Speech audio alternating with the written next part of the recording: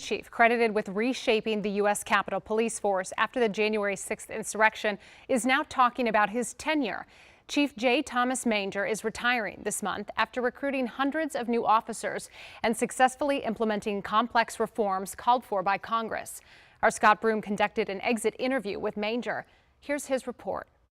Retiring U.S. Capitol Police Chief J. Thomas Manger said he leaves office with high confidence in his police force, but he said he remains deeply concerned about safety for members of Congress because of an exponential increase in threats.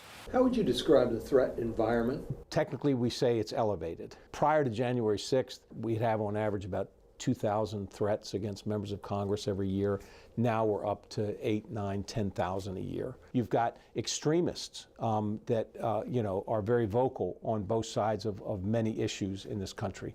And the fact that they've got a voice through social media and they're able to gather support for their position, no matter what that position is, it makes the landscape, the threat landscape here, volatile. Are you staffed up? I mean, do you have who you need now?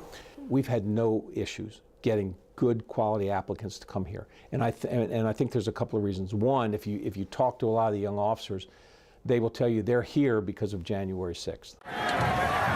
I'm here because of January 6th. The perpetrators of January 6th have all been pardoned. What's the impact on you and the department? The pardons had a pretty significant impact on my officers. I mean, look, I wasn't here on January 6th. I watched it on TV.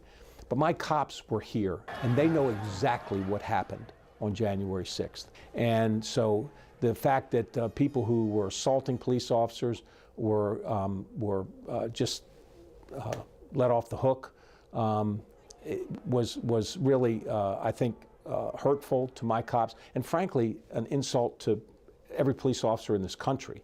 I believe it could have a chilling effect on law enforcement all over this country.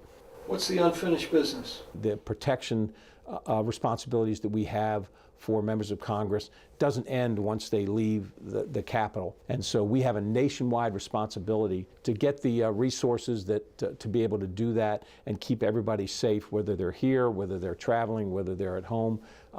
It will require more resources, and my hope is that the next chief is able to get those resources. What scares you the most about the future?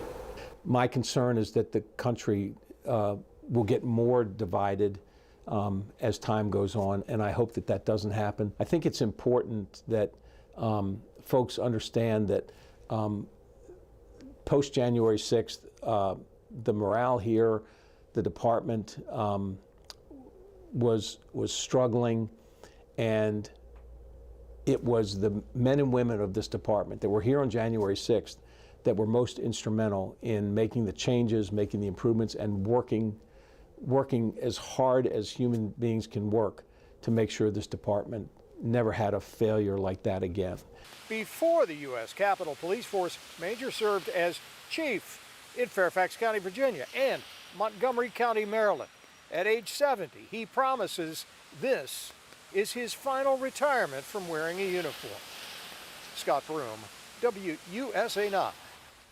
This is just part of a much longer conversation with the retiring chief.